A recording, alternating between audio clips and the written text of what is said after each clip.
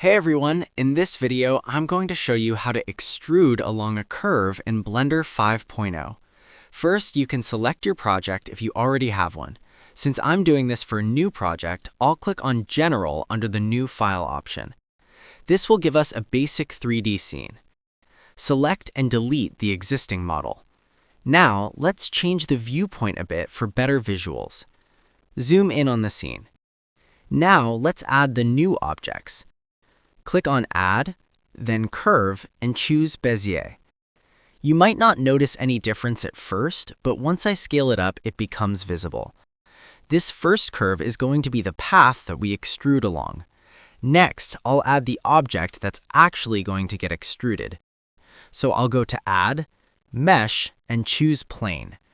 Now take the Move tool and move it to the end of the curve. Take the Rotate tool and rotate this plane so that it becomes vertical. Now take the Scale tool and scale it down a bit so it fits nicely. Right now, this plane is still a mesh, so what we need to do is convert it into a curve. To do this, select the plane, go to Object, Convert, and choose Curve. Now it's officially a curve.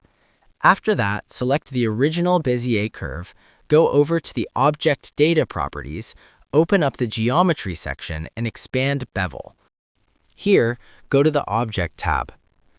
Now, click on the eyedropper and the Object tab and use it to select the plane curve we just made. And there you go. As soon as I do that, the plane gets extruded along the curve. You can scale the curve however you want. Rotate it vertically or horizontally and use it wherever you need.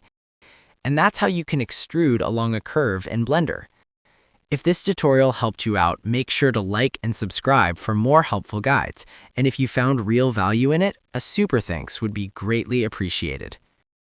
Feel free to reach out if you encounter any issues during the process. If this video helps you out, please leave a like and subscribe. Comment below if you have any questions.